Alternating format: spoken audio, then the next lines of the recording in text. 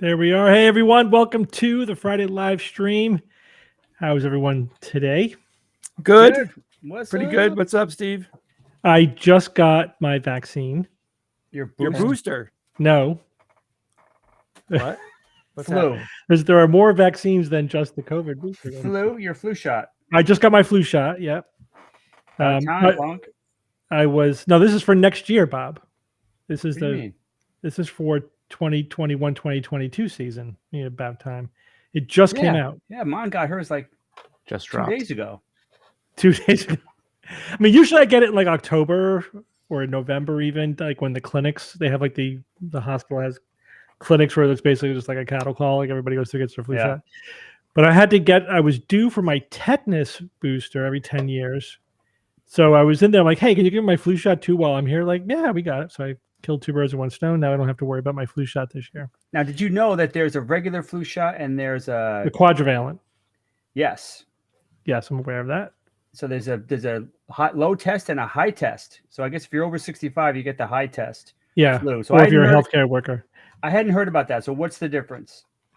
The regular one's a trivalent. There's 3 strains that it covers. The quadrivalent has 4.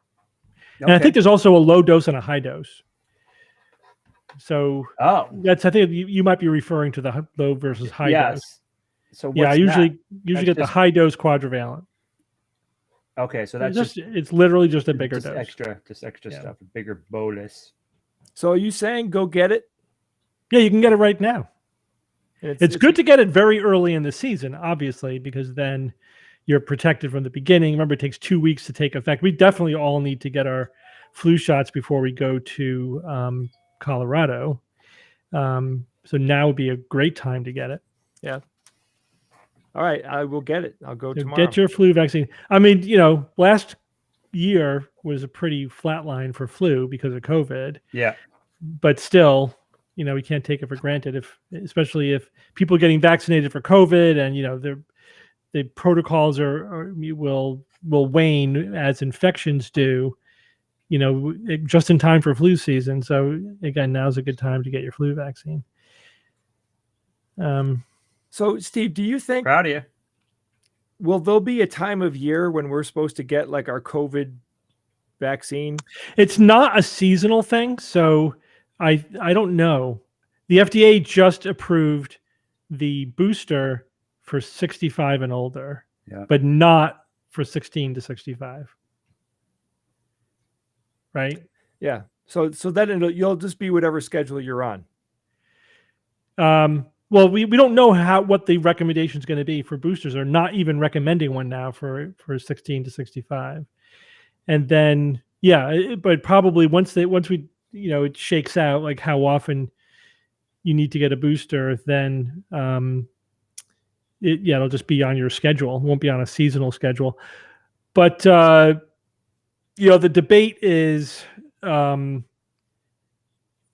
there definitely is, waning immunity after the vaccine. And I just had a meeting at work and they're showing the number of COVID admissions vaccinated versus unvaccinated, and the breakthrough unvaccinated admissions are creeping up.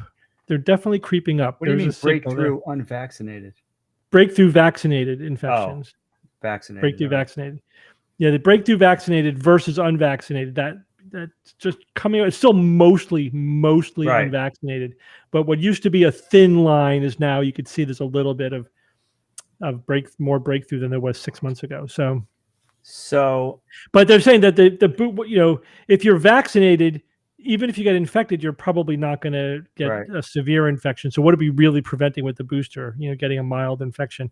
Obviously, it's important for herd immunity, and even if you have a mild infection, you passing it on to somebody else. But it's all it's risk versus benefit. In this case, more expense versus benefit. Who are we going to give these doses to? Obviously from the World Health Organization perspective, they're saying no boosters just until we vaccinate. Get vaccine levels up to a reasonable level in all parts of the world, which is strategically makes sense. Because Yeah, of course. who's we saying don't that?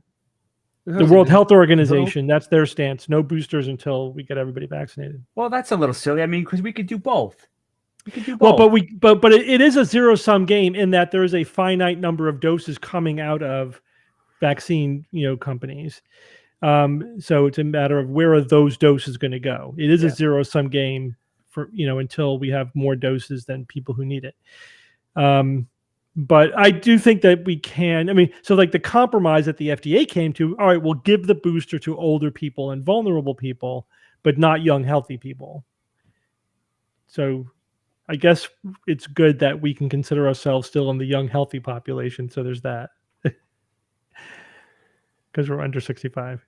Well, if the WHO said that, there won't be booster shots, then Who said that? Yeah. Yes. What now? Second base. Yes. Yeah. who Didn't said they that? say that? They said that. Yeah. The Or band? the FDA, somebody said it. Then that means that if production levels are going to stay at the level that they are, then there is nothing else to do but ship those vaccines out. Absolutely. Yeah, but that's the WHO. I mean, it's still, that doesn't mean we have to follow that. Isn't it really up to the FDA?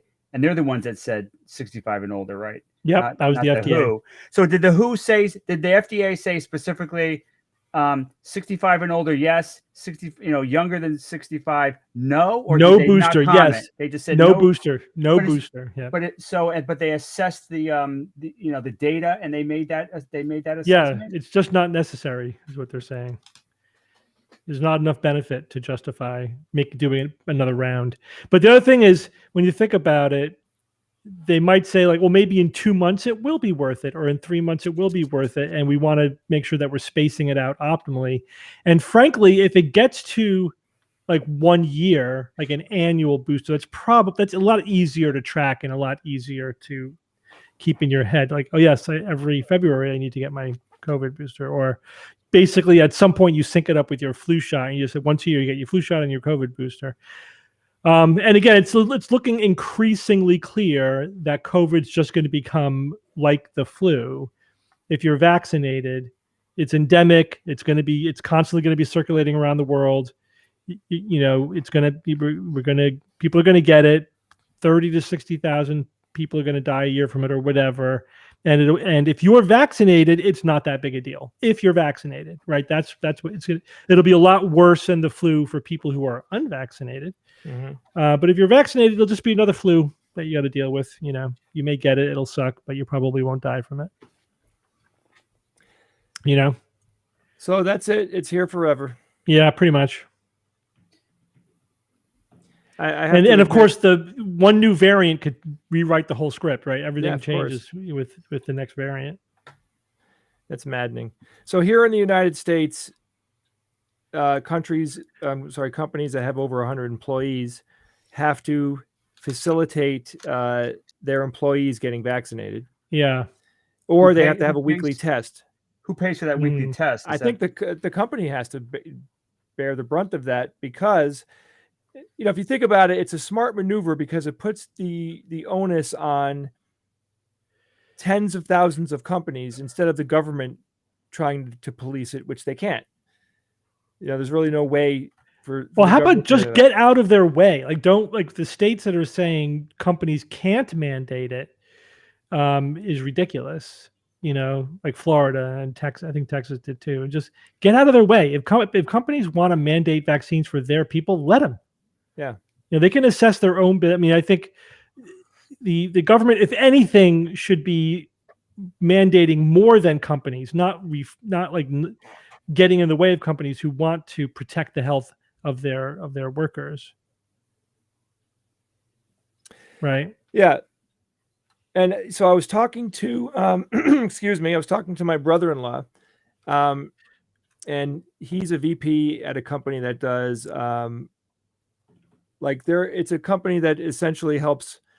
I guess they do a lot of different things. One thing that they do is like they can go in and they can remove soil that has been contaminated, or treat it to neutralize whatever the contamination is. So he's got a lot of people that work on the trucks and, you know, that are doing like the physical labor of this type of work, which is the heavy lifting. You know, it's like these are the people that do like what I would consider to be the very hardest part of the job. And it was interesting because he was saying a lot of them, when they heard that they have to get vaccinated because of the circumstance that they work for a company that has more than 100 employees, that it became a thing. Like they're really like those employees, the aggregate of them, they're unhappy and they don't want to deal with it. They don't want to get the vaccine. You know, there's a lot of that going on. And I was, you know, interested to hear about it because I haven't heard it that way before. I heard individual people say that's BS and I'm not getting vaccinated or whatever. But, you know, there's a whole group of people in this company that have similar type jobs that are on this high in the hierarchy. They're in the same tier, and collectively they're all kind of pushing back. And I'm like, why? What is that? You know, I was trying to figure out like what's the common thread there. I just find it interesting, you know, like looking at people that end up deciding that the vaccines are not good. What was the pathway for them to get there? You know, what's the gateway for them? Is it is it the political party that they follow? Is it? There's multiple pathways. You know, the one pathway is just alternative medicine crank. Another pathway is conspiracy theorist. Another pathway is there's extreme environmentalists who consider vaccines part of the toxins, you know, that we put out there. That's the Robert F. Kennedy Jr. wing. And now there's a Republican political piece to it. You know, it used to be pretty equally bipartisan. It wasn't really one of the partisan conspiracy theories. Now it's a Republican conspiracy theory. Yeah. So those are the components. But there's a sort of the more classic anti-vaxxers, you know, who or it wasn't primarily a political issue. It was something else. So it's not monolithic. It's a multifactorial kind of phenomenon. It is just utterly remarkable how many people are anti-vaxxers now. Like it exploded because of COVID, and it really is unsettling. It really freaks me out because you just think about the raw denial of this incredibly, you know, nuanced technology that we have. This, you know, something that, you know, I find the mRNA platform to be fascinating. I think it's incredible. It has so much potential. It has also been around for 10 plus years. You know, it's not, you know, I don't know. Would you call it new technology, Steve, if it's been around for a decade? Relatively. It's relatively new. I mean, the basic technology is always going to be 10, 20 years old. But in terms of like making to the point where there's clinical applications, it's new technology. Yeah. And I'm not even sure that the mRNA platform is the problem. I think it would have just been the vaccine. You know, I don't think it has nothing to do with the science, the actual technical aspects of it's nothing to do with that. It never has. The anti-vax community has proven that there's only one thing that's universal and absolute, and that is it's always the vaccines. Yeah. Whatever the problem is, it's always the vaccines, and the answer is always don't get vaccinated. And no matter how they get there, you know what I mean? No matter what their rationale is, it doesn't matter. It doesn't matter at all. They're starting with the conclusion, and they're just backfilling a justification for it. And it matters literally not at all that the Moderna and Pfizer vaccines are a new platform. It's irrelevant to anything. What's the idea of what's the harm has never been more profound. Your belief in pseudoscience, whether you think it's pseudoscience or not, it's killing a lot of people every day. And these are calculated numbers. How many people died of failed chiropractic last year? Who knows? How many people died from homeopathy? Who knows? We know how many people died of COVID. Yeah. We sort of know. It's actually probably a lot higher than the official number, because of people dying at home or not going to the hospital, whatever. All right, let's move on to something a little happier. Let's talk about Steve's dog is at my house and he peed on my children's toys. Let's talk about that. Wait. How did that dog has not peed in the house in 2 years. He did. So what happened was, so my wife's uncle passed away about a week ago, and the funeral was today. So I had to work, and somebody had to stay home with the kids. Like Dylan went to school. My daughter's sick. There was a total train wreck of situations. Yeah, she's fine. She had the sniffles. We're getting her tested today, but just because we have to, but But sniffles are not predictive of COVID. But but we're being very cautious. So anyway, I couldn't send her into school because she wasn't feeling well. So I'm home, and then Courtney my wife calls me up and says, "Don't forget, Joss will be bringing over Sagan, Steve's dog." I'm like, "Oh yeah, I did. I actually did forget he's coming." Okay, that's cool. I'm always happy when my dog and Steve's dog get together because it's a good time for them, right? So the dog comes over, and my two nephews are staying in the basement because we have a bedroom down in the basement. So they go downstairs, and the dog runs down after them and immediately lifts his leg and peed on toys. And I was like, what? I can't explain that. He hasn't done that. I mean, he is so 100% house trained. Like, he will, even if we are waking up late and he needs to go out, he will whine and cry and do whatever he has to do to be let out. He will not pee in the house, even if we are really late in letting him out. So, I mean, obviously it's because it's a new setting, and he's probably very excited to see Lando. I think he was marking. I think that it makes sense. But what did you do? How did you react? Did you yell at him? No, I didn't want. I just walked him upstairs. He responds very well to negative feedback like that. You just yell at him sternly, and then he gets the message very quickly. Yeah, I mean, in the moment, I'm trying not to be a yeller as it is. I basically was born a human being that not only frequently yells, but I enjoy yelling. I enjoy, for some reason, volume in my voice. It doesn't have to be that loud. It's just a second, just a stern second. So I've been training. He stops whatever he's doing. He knows that he's a bad boy. He did something wrong. All right, if he does it again, I mean, it's fine. I'm not making a big deal out of it. It's just funny. I cleaned it up, and I have a steam cleaner, which I pulled out immediately. No, it's just a matter of you got to train him not to pee in your house. Yeah.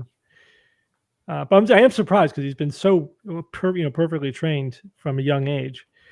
But it's fun when the dogs get together because they completely wear each other out, and they're just they're spent. Because they're just romping constantly. Oh, they'll end up over exercising themselves by them play fighting to such a degree that they're on the floor comatose and still kind of like trying to get at each other. Like, they just love it's so cute. They're so awesome. Then they come up to you, and then you get a little disgusted because you touch their fur and it's like slimy. They slobber each other. Yeah. Slobber everywhere. I give my dog a bath after every Sagan visit. He gets a bath. Nice. Yeah.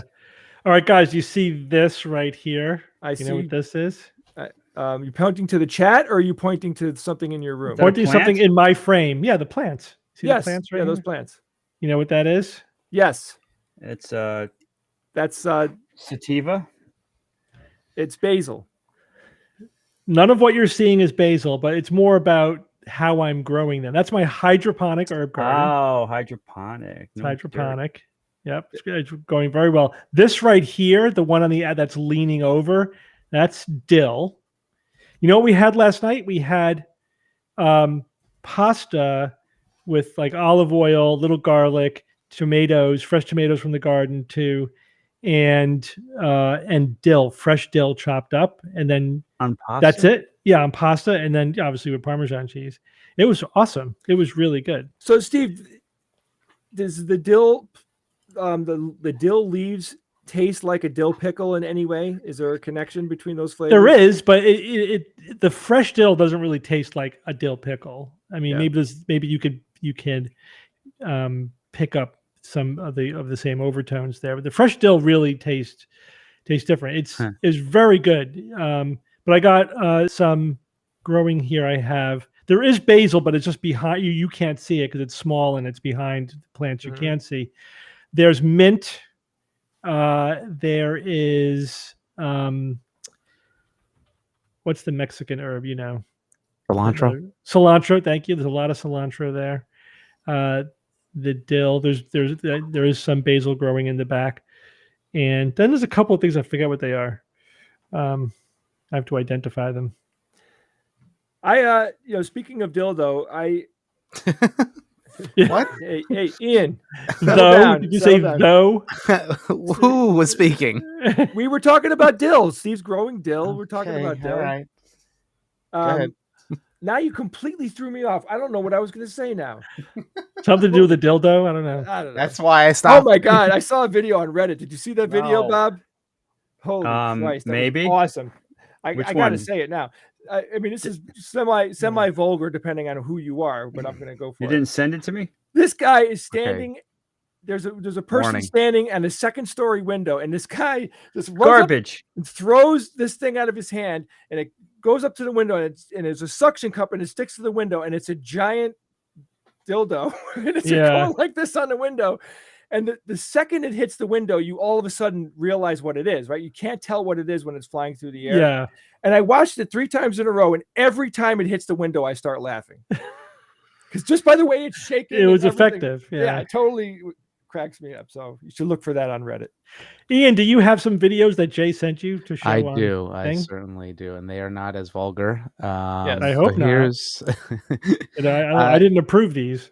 Jay, do you have a preference of which one I should show? Some of them have audio, some of them don't. You're the good Audio, I one. don't think is important really. Is on Bob any of it. frozen? My Bob's frozen to me. I don't know. It's Maybe just how Bob is. You know. he'll come back. He's a little frozen. Yeah. Can he you might- hear me? Yeah, can I we can hear hear you. And if Your you- video is so- frozen. Hope I don't look goofy. Read No, Bob. you're- Ian, can he just rejoin? Yeah, you could always. No, it's catching up. Okay. All right. You might We'll have to show the rejoin. video. Hopefully, he'll be Right. back by the time the video. Yeah, we'll Oh, see. there Oh, he there he is. There he is. So here's the first one. Actually, you know what? There's an image you sent me. Here's this image. What's that? What's All that, right, Bob? so- yeah. What is this, Bob? That's me in the bottom left. I don't know who's in the costume on the right. Isn't that? What's he talking into his throat? Yeah, because that's where his face is. All right, Yeah, so thank- let's try to just take this picture, the gestalt of this picture. Where else can you see a picture of a person fully dressed like an alien, with Bob dressed like a zombie, and both of them with microphones in front of them? Well, What is happening in this picture? Skeleton pirate. And that's version 1.0 of my skeleton pirate. That's like, that's an old version. That's the infamous episode where Bob tried to talk through a mask, and I had to repeatedly order him to take the mask off. Yeah. No, you didn't. I said, could I do this? You said yes, and we did it, and it didn't work out, but it was fun. So this is at Dragon Con, probably That's my memory anyway. 4 or 5 years ago. I thought that was such a cool. Is Steve frozen now? Am I frozen? No, Not to me. That's like 8 years ago, Jay. Was it 8? Maybe. Oh my Internet is really God. weird. My time sense is just dead at this point. Here, All let right, let's me do the next one, Ian. play this video. Oh, God. All right, so these two gorillas are not roughhousing. It's a little bit more aggressive than just regular roughhousing. And something very interesting happens here. Oh, man, that guy's big. He's huge. So what's happening is the alpha gorilla is checking this guy saying, cut it out. I'll have none of that. You know what I mean? Yeah, He's keeping the peace he's among. laying down the law. He's laying down the law. I just love how he rolls in. Ian, can you play from the start again? Yeah, let me. Oh, I can't actually. I think it has to loop. It'll loop. There we go. Just watch how he rolls in here, like totally with authority and Oh intent. yeah. His intent is obvious.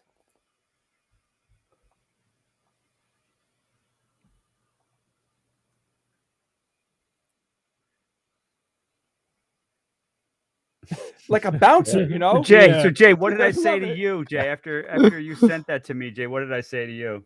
Bob said, "Is that how you handle your kids?" And it's pretty much, yeah, I don't pin like either Lock. one of them to the ground, but it is like I do run in and be like, "What's happening?" You know, like stop it. But anyway, I love that. I thought that was really cool. The other thing you have to humble yourself to is the idea that you cannot interpret the gorilla's expressions on their faces, right? Mhm.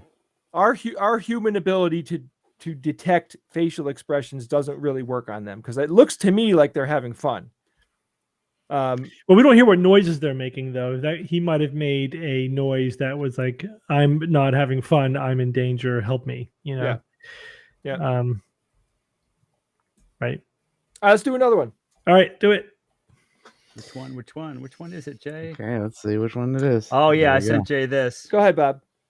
Yeah, so this basically it's obvious here the difference between skill levels from the Olympics 1912 and 2012. Obviously, there's the training is so much better now. The knowledge is better. The amount of training. The people back in 1912 were, they weren't training anywhere near the intensity or frequency that Mhm. our Olympic athletes train nowadays. But it is a little jarring to see the huge difference in skill level. If you see the same type of video with early gymnasts, it's like wow. Yeah, even like 1970s, 1980s, like when we were younger, go back and look. You look at Nadia Comaneci; she was supposed to be the best in the world at the time, Yep. straight tens and everything. You look at her compared to 2020, 2021, and it's night and day. Yeah. Like it's because every time it's like incremental, so you don't really notice it. But then you go back 40 years, and it's dramatic. Let alone 100 years. But totally. it makes you think about like there's got to be a plateau of human ability. Sure. Apparently, it hasn't been hit yet. Like it's remarkable that that there's such an incredibly stark difference between what they could do. And this is like throughout the world of sports. What's cool is though, in 80 years, we're going to be doing our live stream and we're going to play a video showing an athlete from 2021 and a robot from, from 2095. And we're going to be like, oh man, humans are so lame. And look at the robot. That is very depressing. Someone said tennis, man. I want to see that. I want to see as that a tennis fan, I got to tell you, tennis has massively changed, especially women's tennis. If you guys remember, there was a seismic shift in women's tennis in the 80s, I think, and it was due to, I'm forgetting the player's name, but like, not Billie Jean King, but who was like her? It was the really good player right after her. Was she like from Hungary? Maybe like she just raised the level of women's tennis so essentially Martina Navratilova. Yes, I think Navratilova. Yeah, that's who I think that's who it was. This is off the top of my head, but I think it was Navratilova. That like in the 70s, when you watched women's tennis, it was a different game than men's tennis. They were just the culture was different. The way it was long, slower rallies, and it was not as aggressive. They didn't just played very differently. And then Navratilova started playing like a male tennis player, and forced the entire female tennis world to follow her. Otherwise, they couldn't. They had no chance of keeping up. And so there was a huge shift very rapidly in women's tennis at that time. But even, women and men's tennis over the last 30, 40 years, definitely the level of play has been slowly, incrementally creeping up. Absolutely. The speed of the serves, the aggressiveness of the play. We've been watching tennis our whole lives. You could absolutely see the difference. That's not static. Yeah, but I think about that every Olympics, like this last Olympics, like they keep breaking records. Like where is the limit? where is the limit on some of these things? So it's obviously it's sport by sport, but I did notice too, in some sports, like some records are standing for longer and longer and longer. Like some records that were broken, like hadn't been broken in 15 years, in 20 years. You know what I mean?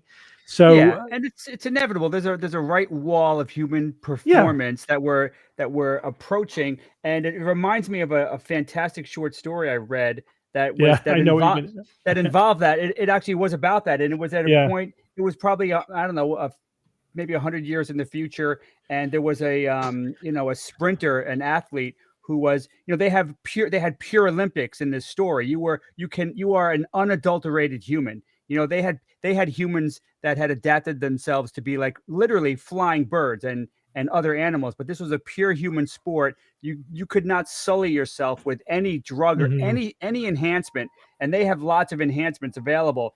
And what he was doing was it was all computerized, totally controlled to an amazing degree. And what he was trying to do was beat the world record, because the world record hadn't been broken in probably like decades. And he was trying to beat this, like, maybe a mile run or 100-meter run.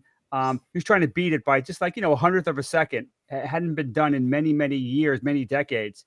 And he was on track to do that. And we'll reach that point if we ever even care about, unaugmented humans in the future. Maybe they just won't care, and there'll be a new level of humanity, 1.5 or 2.0, where you could have these augmentations, but you can't have these augmentations. Who knows where it's going to go? But it's going to get very messy. Maybe they'll have an unaugmented version and an augmented version. An open technology version. Yeah. All right, go ahead, Ian. Do that for a while.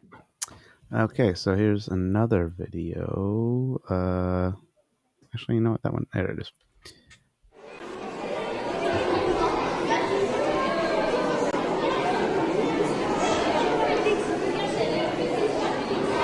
Well, this is the best demonstration of this I've ever seen. It's a long wind up, though. It's like, come on, pop your hair already. I hate when they take forever. You got to read all the text on the right, Bob, so you can learn something. Just want to see the effect. I can skip forward. It's got to happen any second. Here we go. Any second. Well, that's pretty impressive. Yeah, but wait, you got to see it happen, because now we'll actually see them turn. Here we go. That's epic. It'd be funny if you cut his hair that way. Looks like a dandelion. Right. I just think that is so interesting. the laugh tracks. I know, right? Yeah, all right, turn it off. Let's talk about this. Sorry. So what's happening is not every hair, but like every collection of hair on his head is repelling the other hair, right? Like it's all pushing away from each other. Charges, yeah. Yeah, because they're all like charge. I just think that is so interesting. But he still has an impressive amount of hair still on his head, not erect, so to speak. Well, the light behind this whole thing is that's critical. Yeah, it's tripling the effect, because you can see everything in a very distinct way. It's kind of critical. Yeah, we have a Van de Graaff machine, and we've played with it. That one that they're using, we have to figure out a way to duplicate that on stage, even if we have to use a wig. That hair, that effect from a Van de Graaff, like something that dramatic. I tested the one that we have. So apparently there are much stronger versions, and I'm guessing that child is using a very strong version. Also, humidity has a huge effect on this. Yeah, if you're dry, it's better. That's why in the winter, like in the colder climates, when it becomes drier, static electricity will start to show up when you're walking on carpets or when you're putting on certain types of sweaters. You'll see and hear static electricity. So I think in that case, it was a perfect storm. A strong Van de Graaff, very, very dry environment, and that kid's hair is just perfect for it. Yeah, doing it on stage may be a little problematic, especially if you want to light it from behind, Steve, because we have an audience. Only one section of the audience would see the light, where you'd have to move the light Yeah, so that all the audience could. that sounds like a could see it. solvable problem. But whatever, Yeah. something to think about. Was there another one, Ian? There is another one. Let me call Trying to that one remember. up. Here we go. All right, Oh yes. here we go. Oh, Whoa! I love it. Whoa! oh, look at him settle into it. Oh, buddy. These things are getting so damn My good impressive. man, to the market.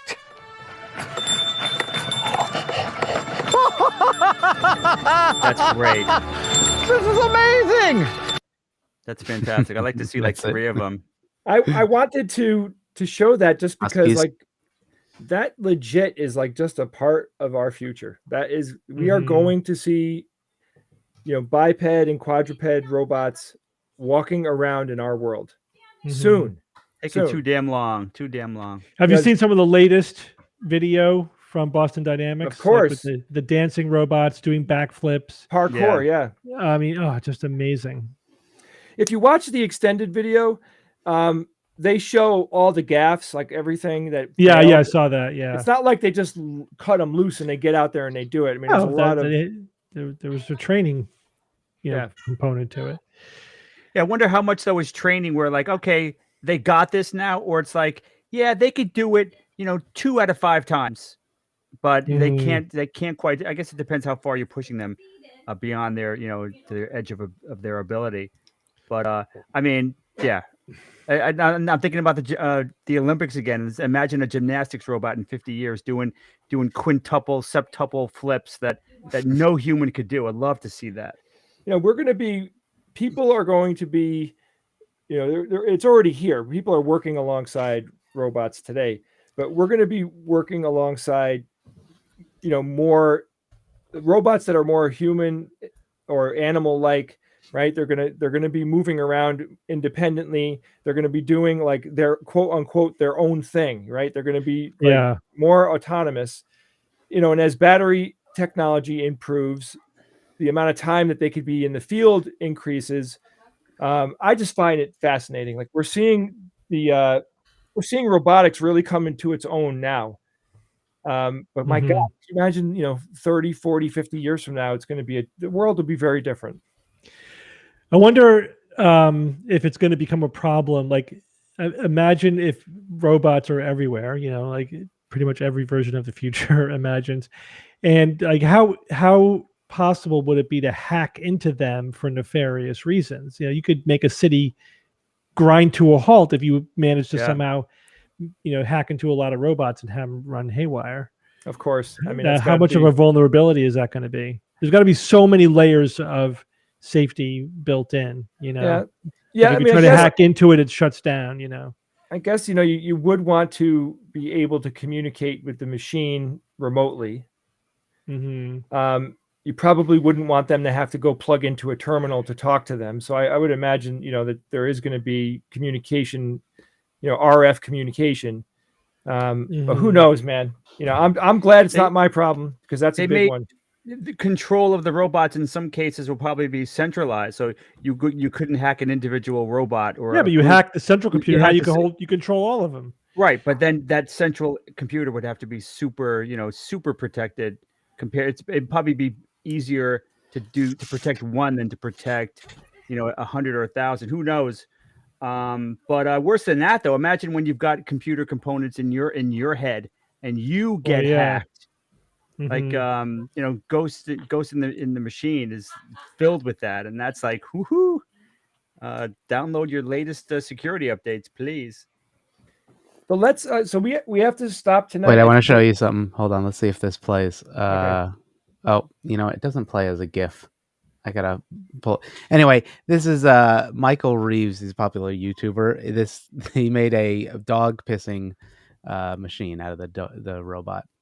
Oh, it's carrying that tank on its he back. pisses beer into that cup. Oh my you can't God. see it, but Nice. I would play the video because that's what we need. That's the future, though. That's all we need. Anyway, so Steve is going away for the weekend, so we're going to end tonight at 6. So we're going to start the quiz early, and Evan is not here, so we don't have a puzzle. So why don't we start queuing up the quiz Yeah. while we finish our robot Well, discussion. Yeah, I don't have a hard out at 6 because Jocelyn's running a little late, so we need to go over. That's fine. All right. I said Ghost in the Machine. That's not what I meant. I meant Ghost in the Shell. Ghost Duh. in the Shell. Yeah. Bob. Jeez, wow. Yeah, I'm kind of surprised I made that stupid mistake. So while we're keying that up, so we're going away. We're taking a trip this weekend. It's going to be the first long trip in our Tesla, in our electric car. Wow. So what do you mean long? Nice Long. knowing you. I mean, so it's a 4-hour drive, 4.5-hour drive. I think it's going to be about 280 miles. The range on the car is 350. But with traffic, like I said, traffic doesn't increase it that much. It's not like the engine's idling, and it's not like it's winter where we'll have the heat blowing or anything. But so I wonder how much that would affect the range. But yeah, so this is the first time we're going to have to charge the car up, not in our garage. You know what I mean? So we'll see how it's partly a trial to see how the whole long trip with the electric car goes. So we'll give you a report next week on how it all went. So one thing that we do is, after I did a lot of research on car battery care to make sure that we're not doing something stupid that will reduce the lifetime of a battery, and there's a variation of recommendations, but the consensus seems to be don't charge the battery to 100%, charge it to like 90%. And basically use your battery between 20 and 90% to maximize the longevity. Never let it go all the way empty, and don't charge it all the way up to full every time. But we had to charge it up to full last night for today, so we would have enough range to get to our destination. So we did charge it up to 100% for this trip. But now we'll probably at some point have to fast charge on the road. I think we'll be able to get all the way there on one charge, and then it's a matter of how are we going to charge it like all the way back up again, away from our home. I'm not anticipating it's going to be a problem, but we'll see how it goes. Someone asked about the solar panels. So I do have a partial update. I'm hoping to give you a full update next week. Oh my God, that's right. The partial update is that someone from the company who listens to the show contacted me and offered to help. Whoa. And they did, and we scheduled the reinstall for Tuesday. So it hasn't actually happened yet. I'm reluctant to declare victory until those panels are actually on my roof and generating electricity. So I'll give the full report when it's actually done, but there has been progress. We actually have a scheduled reinstall date. We'll see if that actually happens. We did. We scheduled it to reach 100% just before we leave. That's what we did. That's good to hear, Steve. I'm glad that when that email came in, I was like, "Whoa, this is awesome!" I was really excited to see. Yeah, I'll tell you, I'll say his name and everything when it's finally done. On the show probably is in addition to the live stream next week. All right. Should we move on to the quiz? Let's do the quiz. All right, so everybody go to darkenergy.games. The link should be in the chat. I'll post it again, darkenergy.games. What about ours? And ours, yes. Sorry, let me get that. Where is that one? Here we go.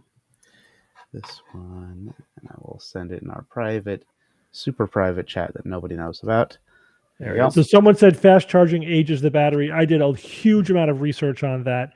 If you do it less than 3 times a month, there's no detectable difference. Just don't do it every day. Twice a month. Right?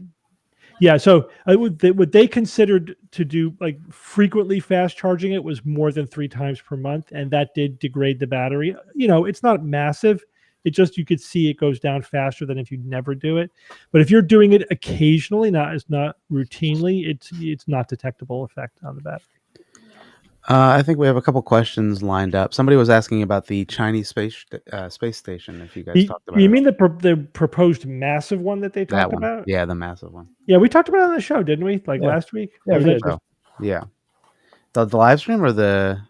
No, I think it was on the actual podcast, show. Right, Bob? Yeah, Bob covered it. I recall it. Yeah, so listen to last week's. Listen to last week's show. Any knowledge of upcoming increased capacity for vaccine production?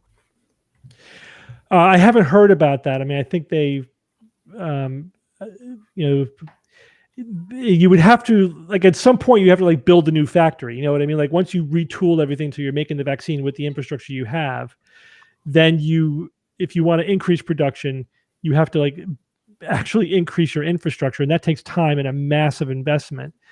Especially for anything biological. Producing, it's not like you're producing a drug where it's just chemicals. When you're producing biologics, the infrastructure is massive and expensive. So that's not the kind of thing you could build quickly.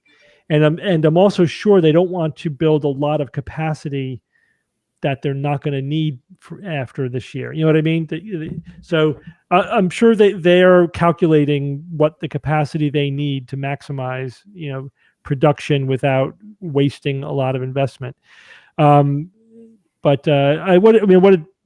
Moderna is producing like 1 billion doses a year or something, and Pfizer, that's the order of magnitude of doses that they're producing. That's fantastic.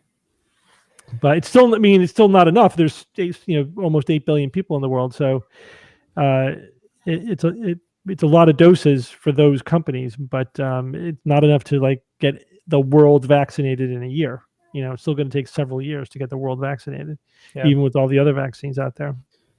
All right, so let's do the synchronize. Let's do it. Count down and say click. We're going to click synchronize all together, everybody.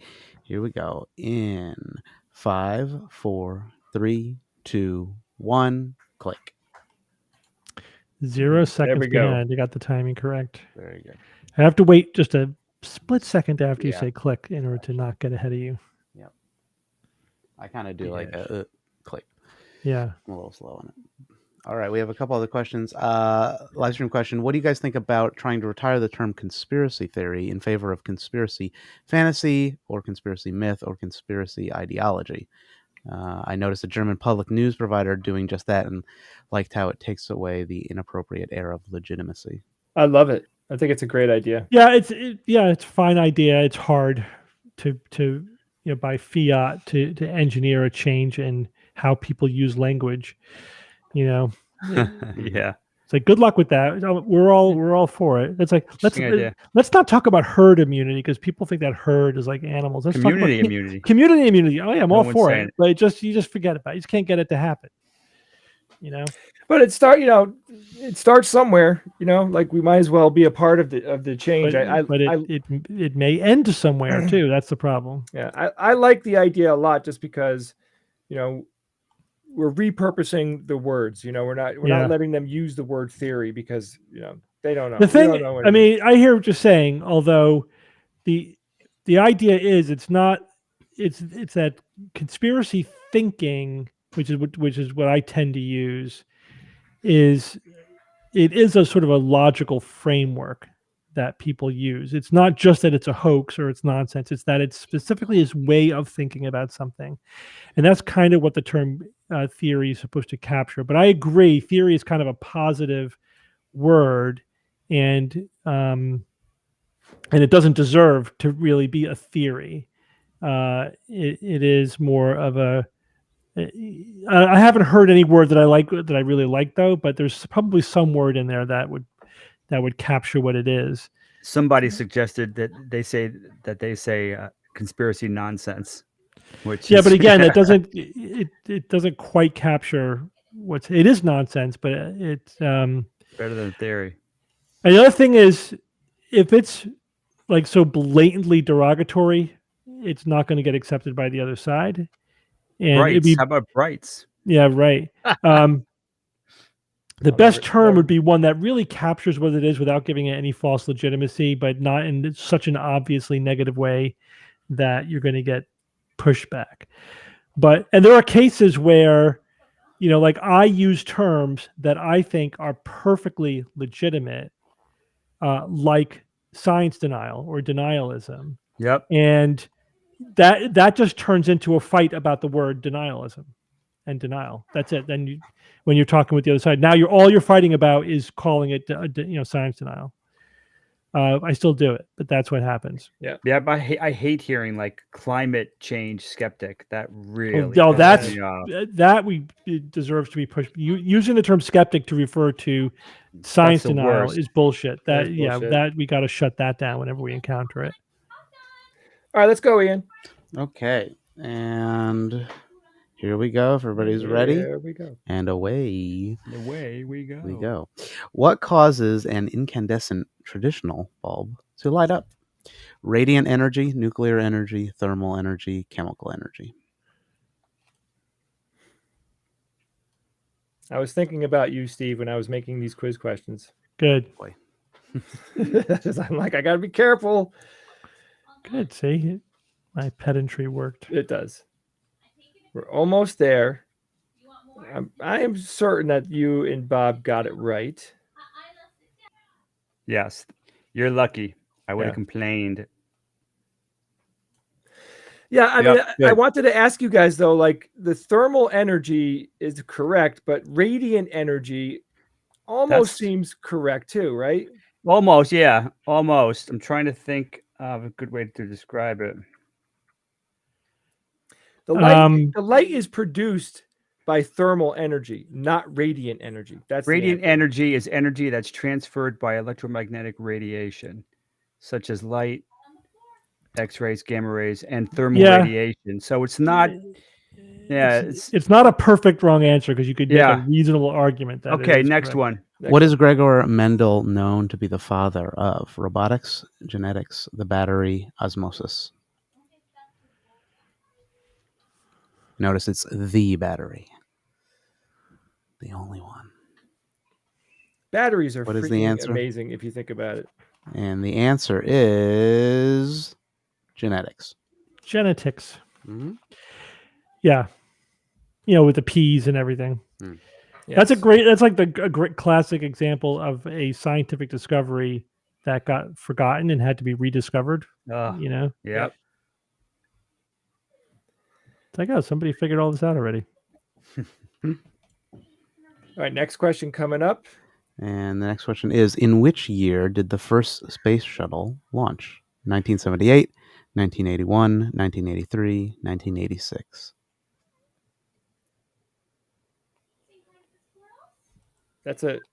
I don't know about you guys, but that's a hard question to try to place that date. It's not hard for me because I remember the launch and where and when I was. Oh, you're so- lucky. Yeah, I don't have yeah. that memory. What do you think, Steve? Yeah, same thing. I know when and where I was when it Okay. happened. I was in high school, so Yep. I was at Canterbury, Yep. so it's only 1 year Exactly. that hits that. It was early in Canterbury. Yep. So So the answer is 1981.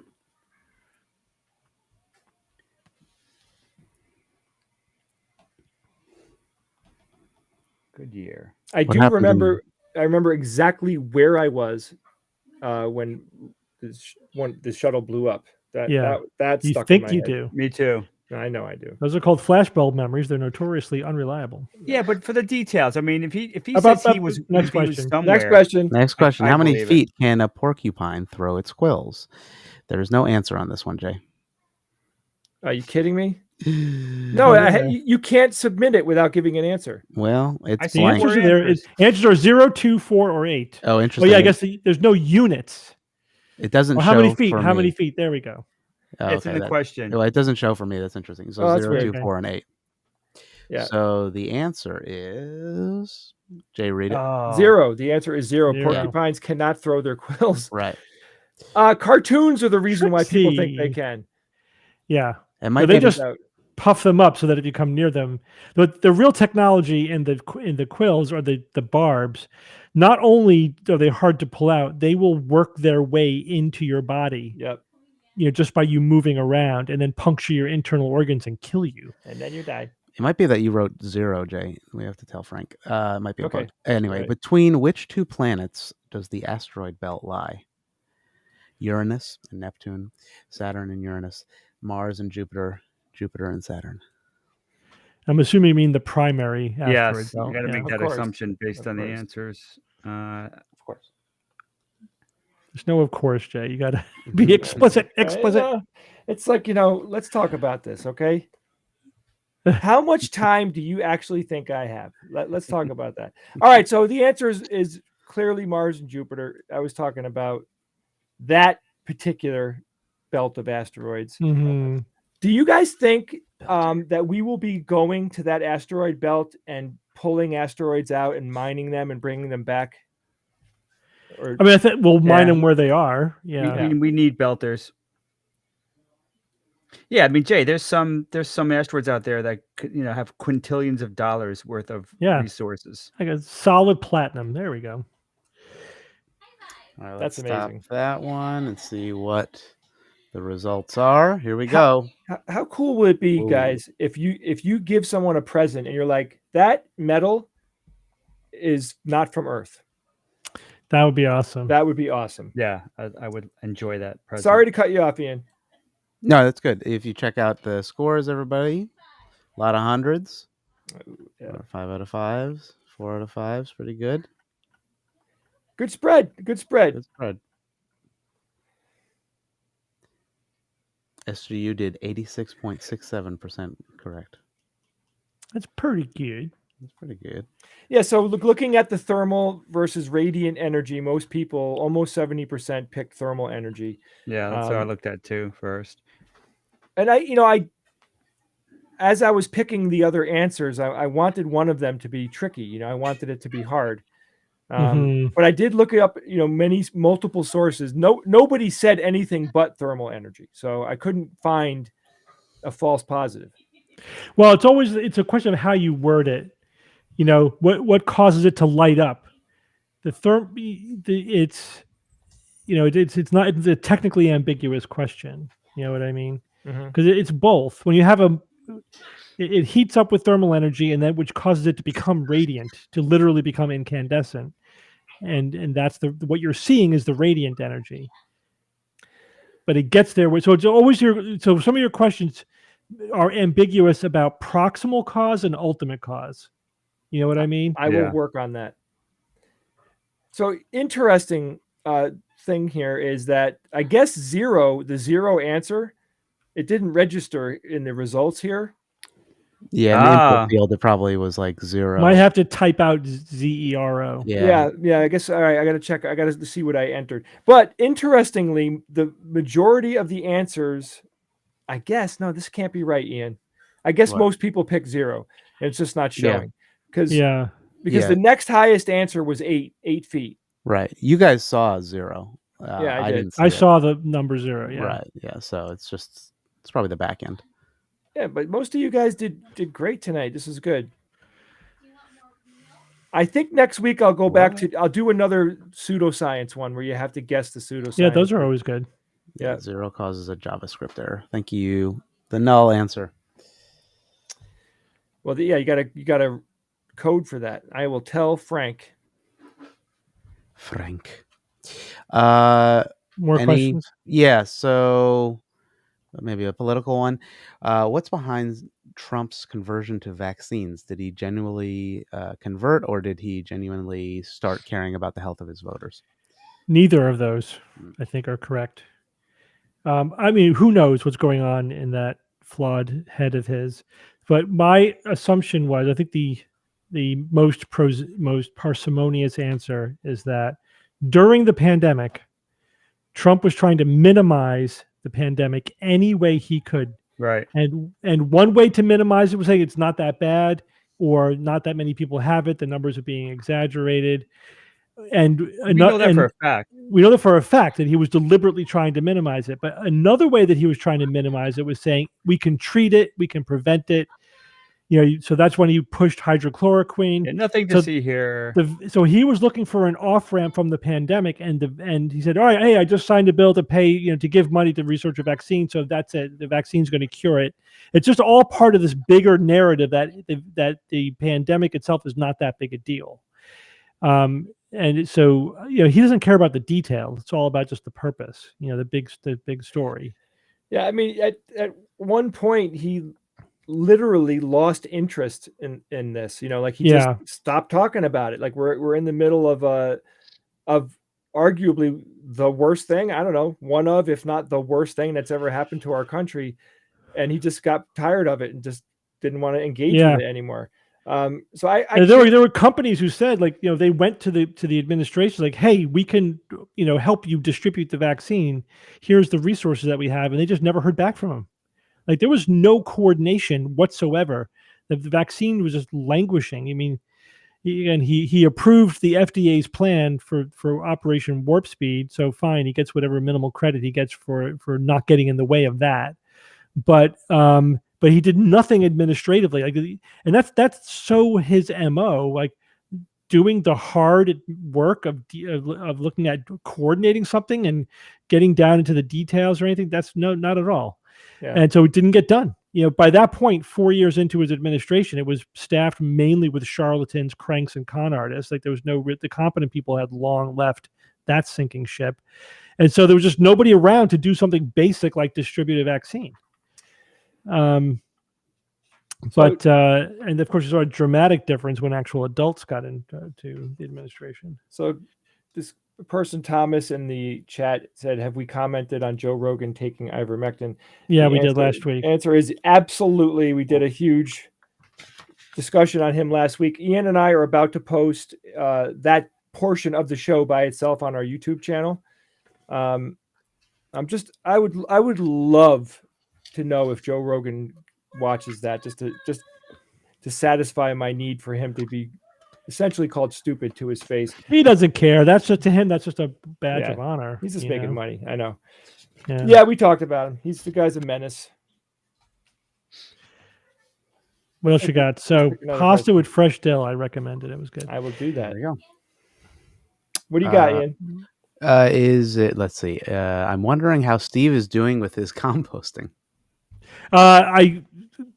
Well, it's good from one point of view, in that I have a giant compost pile that is slowly turning into compost.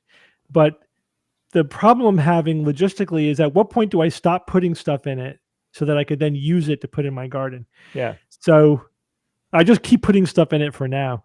But I'll probably, I always say next year I'll use it. I'll use it in the spring, but then I just keep throwing more stuff in it. Then I have to wait for that stuff to break down. But it's I put all my organic stuff in there, including a lot of stuff from my yard, and it all does break down nicely eventually. Sure. Yeah. I have a giant pile of, leaves and grass and everything. So the bottom third. Yes, I know I need 2 piles, but it's a huge one. What I'm thinking of doing is putting a divider down the middle and then going from one side to the other. Why do you need 2 piles?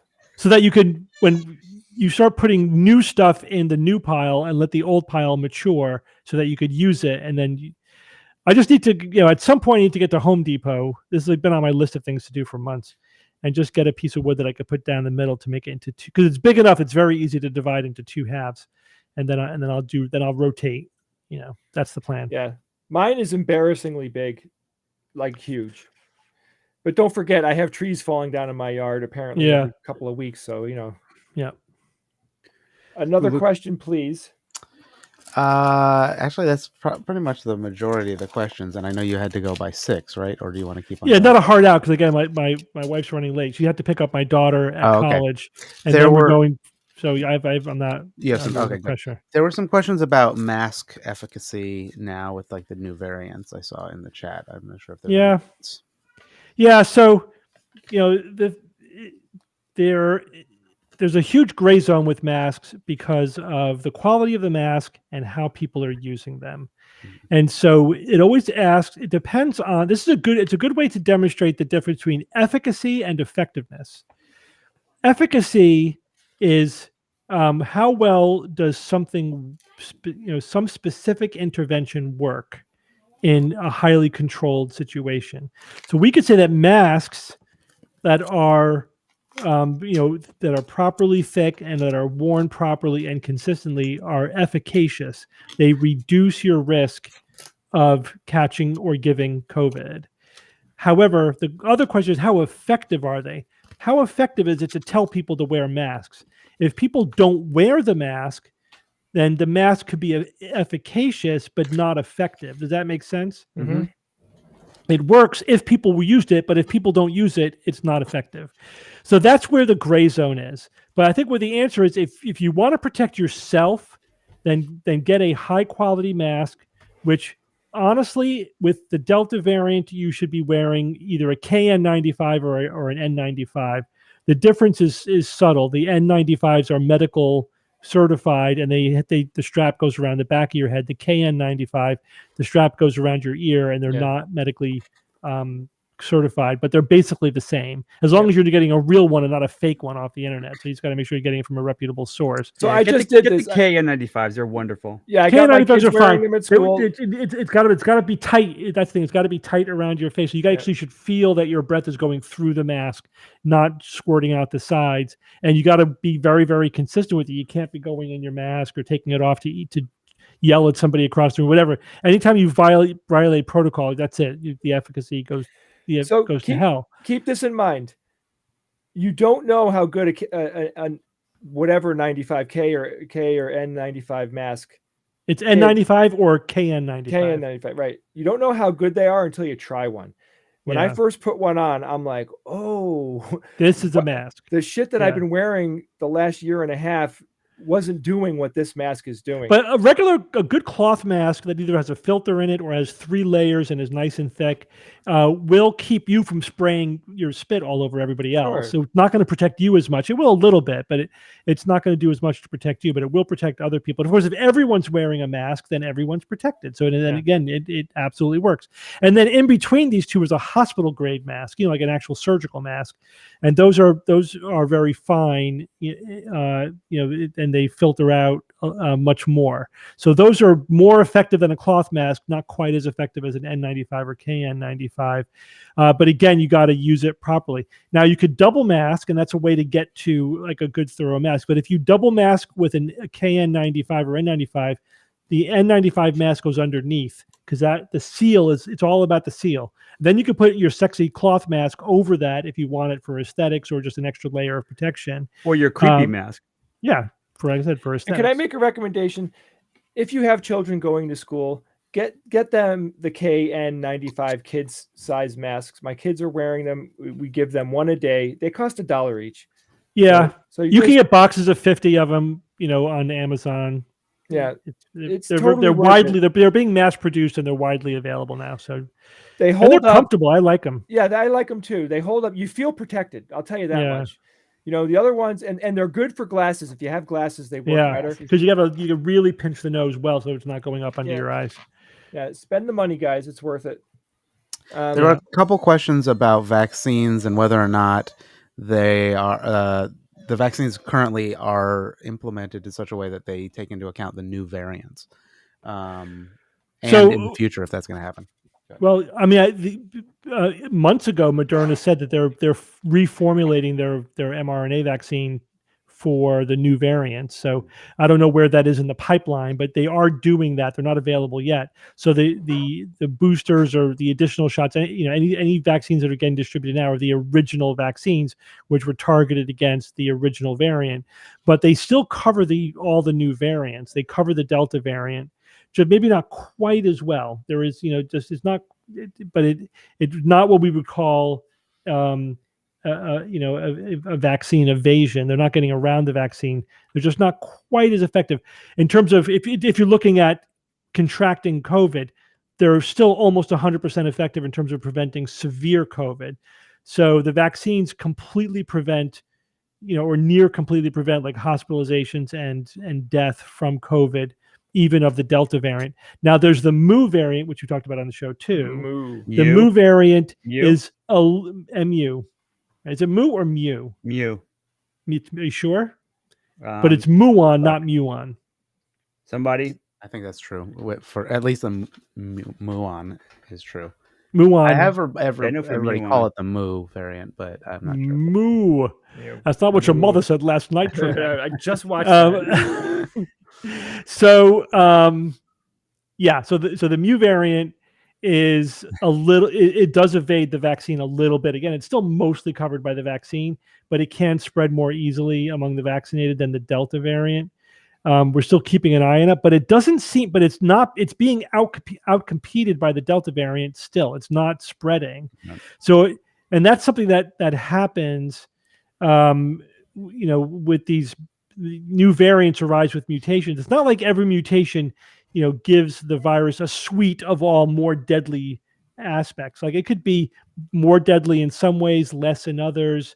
It may be more virulent, but be outcompeted by a more contagious but less virulent, strain. You know what I mean? So the mu variant's not really gaining traction against the Delta variant. So even though it is evading the vaccine a little bit, it's not going to break out it's not breaking out like the Delta variant did. But the concern is that once the Delta variant runs its course, the mu variant will spread among the vaccinated. You'll have the Delta variant spreading among the unvaccinated, and the mu variant spreading among the vaccinated. But we'll see. It's right now. It's a virus of not of concern. What's the one below that? It's a variant of interest, Of note, not a variant of concern yet. So the WHO is keeping an eye on it, but it hasn't broken out yet. So we're just waiting for that next variant to hit the reset button on this whole freaking pandemic. Steve, so here's the KN95 mask right here.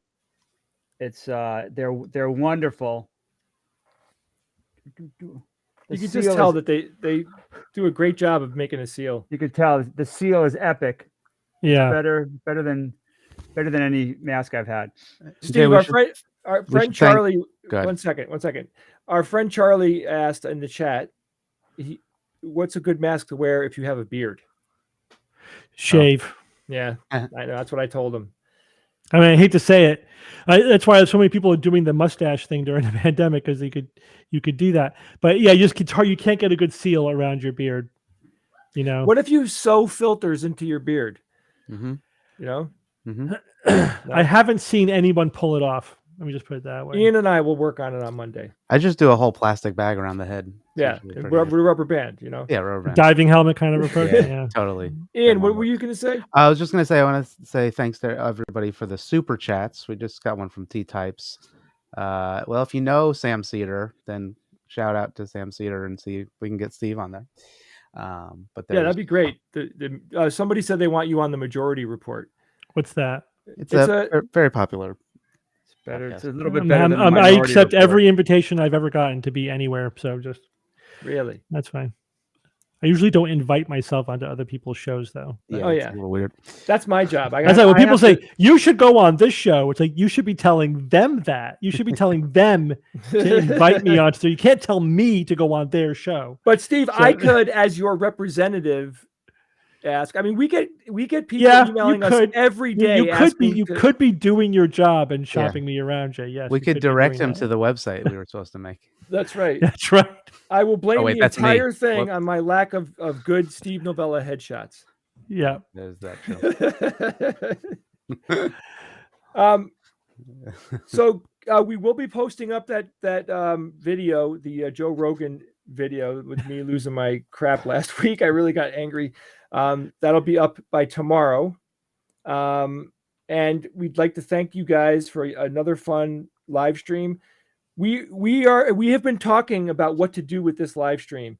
And we hopefully will have an answer soon. We have, because we gotta, this is time consuming and we're putting more energy into it. We did it sort of on a whim, really, during the pandemic as something to do and to help entertain people and just keep people focused during the pandemic. And it's turned out to be fun, and it's a great way to engage with our audience, and we love it. But we have to now figure out how we're going to make this sustainable as part of the grand SGU mission. Yeah. And so we're considering a bunch of options.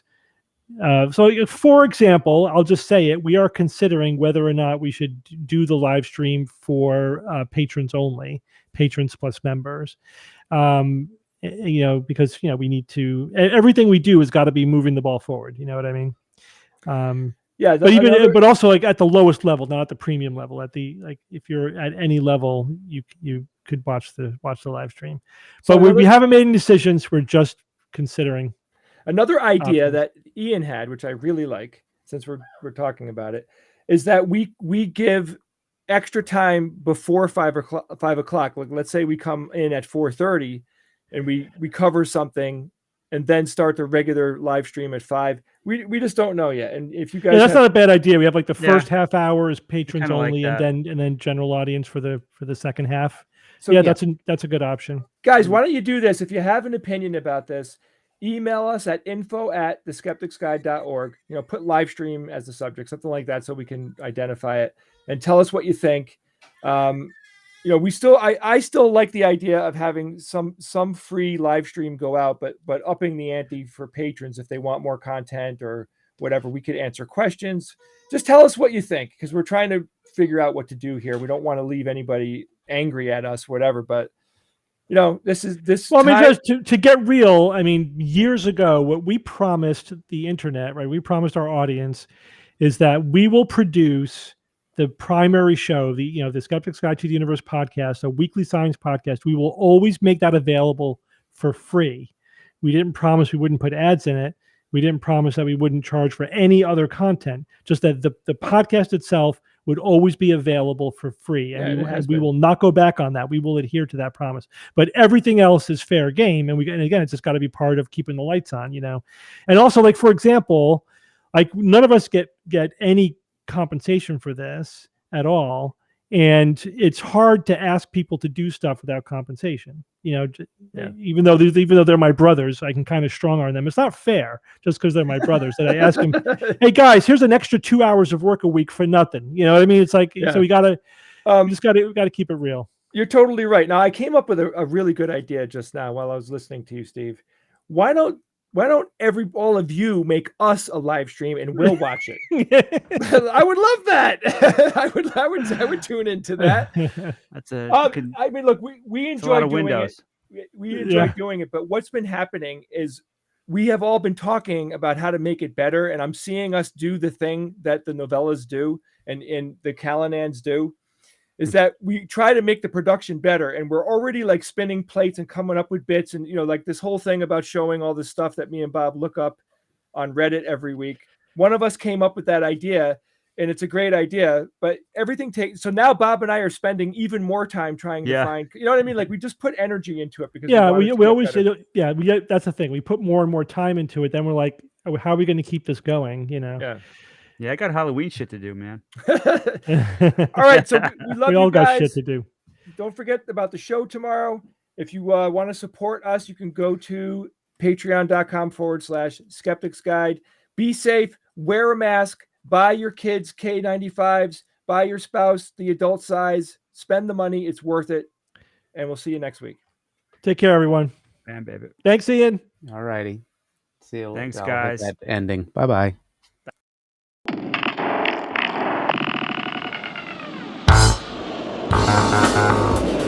Skeptic's Guide to the Universe is produced by SGU Productions, dedicated to promoting science and critical thinking. For more information, visit us at theskepticsguide.org. Send your questions to info@theskepticsguide.org. And if you would like to support the show and all the work that we do, go to patreon.com/skepticsguide and consider becoming a patron and becoming part of the SGU community. Our listeners and supporters are what make SGU possible.